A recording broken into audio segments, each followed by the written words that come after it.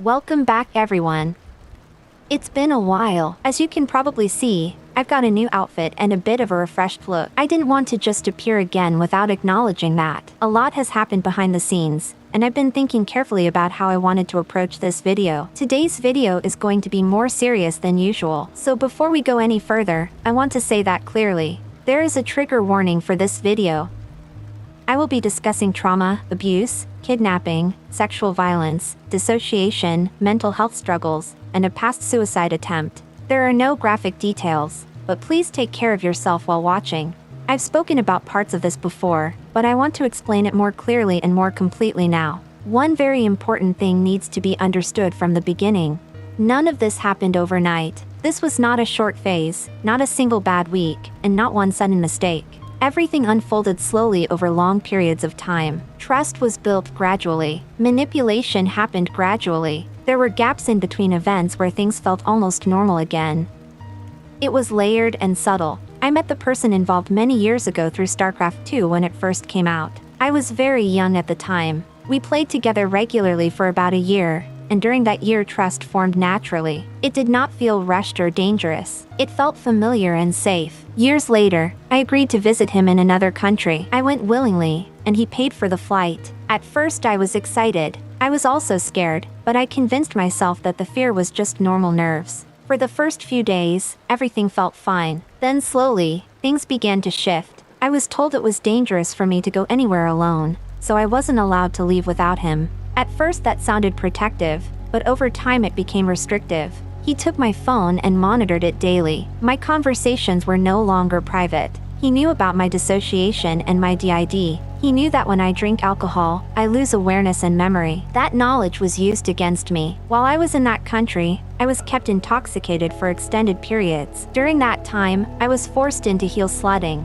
For anyone who doesn't know what heel slutting means, it's a term used in certain online gaming communities, especially in games like Overwatch or League of Legends. It usually refers to support or healer players being encouraged or pressured to present themselves in a sexualized way in exchange for attention, boosts, money, or validation. What can look harmless from the outside can quickly become transactional and exploitative. In my case, it crossed lines I did not consent to. At the time, I did not fully understand what was happening. Later, I realized that while intoxicated, I had been made to show body images and sexual content to people I was being forced to work with. There were moments when I sobered up enough to understand what was happening, and in those moments I was angry. In his eyes, that made me bratty. In reality, I was furious and terrified. Even when we went out to eat, I hoped someone would notice that something was wrong. I hoped someone would sense that I was in distress. No one did. I believe I was in that country for about a month, and large parts of that time are fragmented in my memory. This was not one explosive moment. It was slow, gradual, and layered. The location I traveled to and the kidnapping are directly connected. I did not consent to what happened. Eventually, through luck and opportunity, I was able to leave and return home. Coming home did not fix everything. There were long stretches of time where I tried to function normally. After escaping, I continued heel slutting for a short period because I needed money. That decision broke me further and pushed me to a point where I attempted to end my life. I survived because my cat reacted. She made enough noise that my neighbor realized something was wrong and intervened. I later learned that my cat stayed distressed during my hospital stay, and when I returned home, she was calm again. She knew I was back. After that period, I stopped talking, not just online, but in real life as well. It wasn't immediate or dramatic. It was gradual. Speaking started to feel unsafe,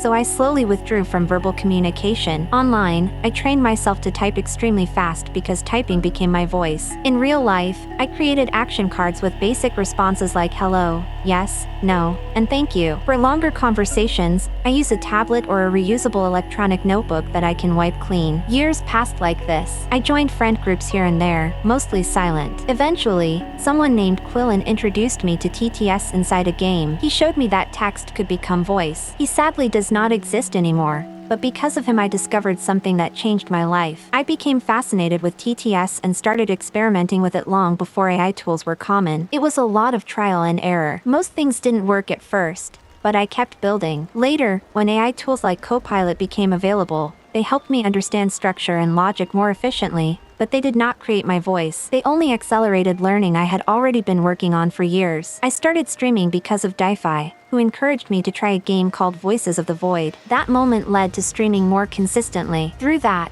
I met all of you. We built the castle, and later SIN Corporation. I work on my TTS system constantly. It is not a gimmick. It is part of how I rebuilt myself. There is something else I want to mention before I close this. Even though a lot of time has passed, certain things from back then still affect me in ways I cannot always control. Sometimes I slip into what feels like a PTSD response. It can be triggered by small things that might seem harmless to others. For example, when I play bottom lane in League of Legends with someone, or when certain characters use specific voice lines, it can suddenly bring me back to things he used to say to me. Tone and phrasing can trigger memories I didn't ask for. When that happens, I might get quieter. I might pull back for a while. I might stop talking or avoid the situation entirely. It is not aimed at anyone. It is not drama. It is just my nervous system reacting. I do not judge anyone who accidentally triggers something like that. You have no way of knowing what connects to what in my head, and I do not expect you to. If I go quiet sometimes or disappear for a bit,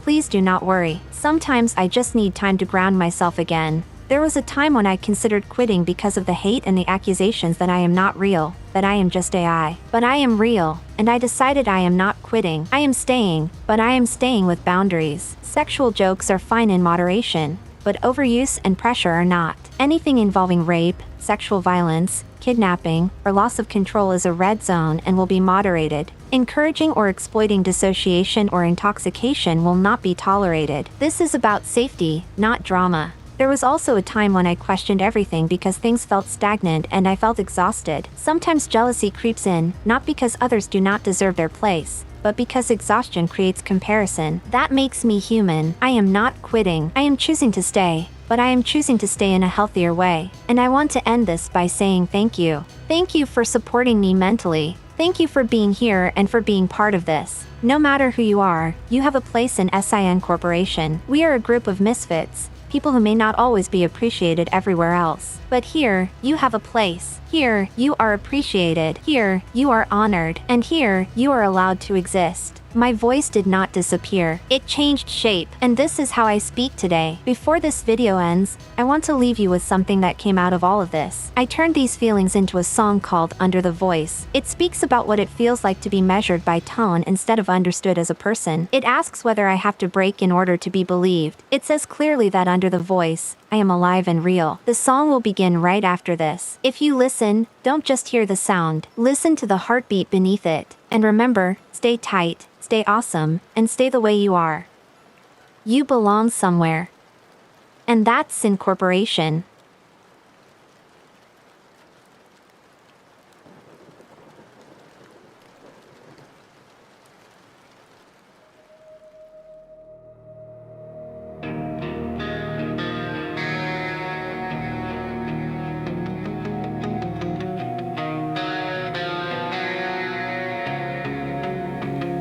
You hear the tone and think it's distance. Call it calm, call it resistance. Measure me by how I sound. Like silence means I'm not profound. You watch my posture, watch my face, looking for some kind of break. If I don't fall apart on cue, you decide I'm less than you. Do I have to take 2 count? Do I have to spill it out? Is my pain invisible just because it's controllable? Why do I have to prove I bleed just to justify my need?